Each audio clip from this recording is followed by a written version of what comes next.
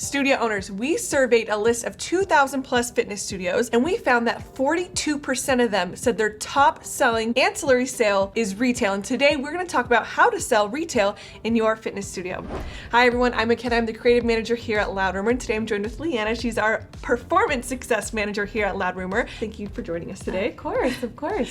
And she is part of our performance department, which is our consulting department. So if you want to learn more about how to work with Liana specifically, she's top notch here. Go ahead and click the link in the description below for a free strategy call. So Liana, you've actually had some fitness studio experience, but also you work with some of the top fitness studios here at Loud Rumor who are just crushing it with retail. What are some good tips for the looks and the feel of retail in your studios?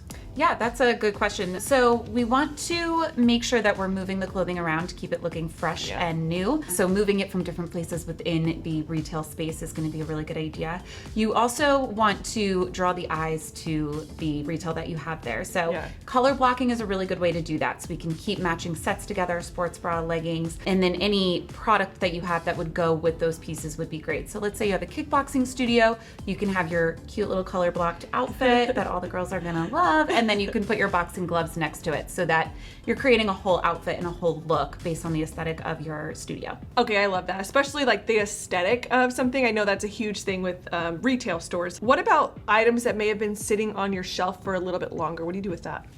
So you definitely want to track your inventory and make sure you know how long things have been sitting on the shelf. If you have something sitting there for, say, 2 months, you're going to want to mark it down, get it out of the way, put it on sale, and really push it into your member base so that they know it's going to be leaving soon, and really mark it down so that they're ready to buy. Yeah, I love that, just constantly changing so it's fresh, especially because we have members coming in every single day, some of them. Yeah, the same people are seeing it every day, so that's a little different than a retail store. It's not, new fresh faces every day, so we got to keep the clothing fresh. Okay, so now we talked about the look and the setup and the feel of it. What about actually selling the retail?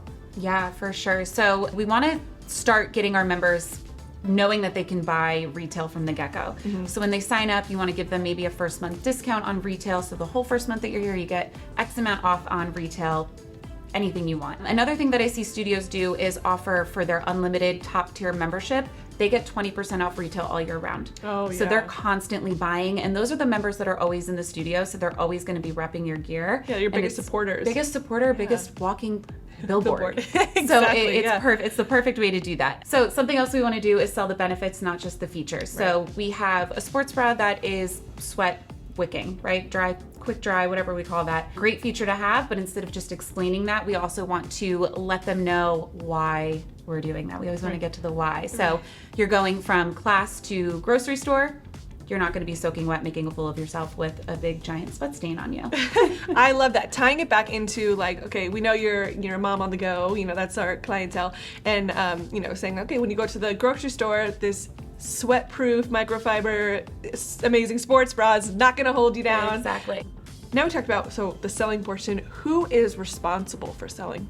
Every single person. Everybody should be selling. Whether it's your front desk, your coaches, it doesn't matter. Everybody should be selling. Everybody should be pushing the sale. I think it's really important for it to be a topic of conversation. So it's just a little chit chat. The retail's always there. You come to the front desk, you try to sell. Yeah, that's a good point. It's kind of a layup question because everybody should be selling. But what are some good tips for maybe having your employees sell the product? Yeah, good question. So that's a question I get a lot. I think it's important to set quotas for selling retail. Yeah. It's not just memberships that you're trying to sell. Sometimes ancillary sales can really make or break a studio. You can really drive your revenue through ancillary sales. So having quotas set so that there's a month over month consistent selling is going to be key. Yeah, I know one of our members actually, I think they made during COVID, which we had a GSD episode about, made $30,000 in just retail in 1 month. Wild. Is that wild? I love that. It's like someone's monthly recurring revenue. It really so the fact that they're doing that in COVID too. So any last minute tips or anything that you want to give to studio owners at home?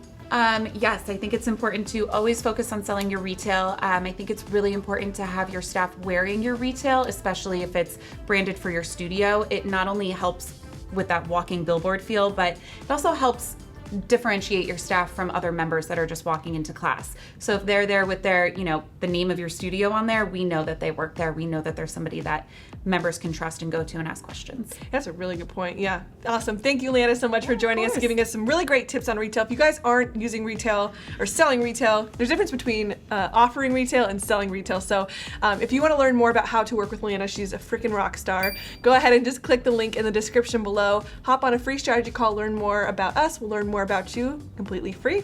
And if you like this video, please give it a like and subscribe for more videos just like this one.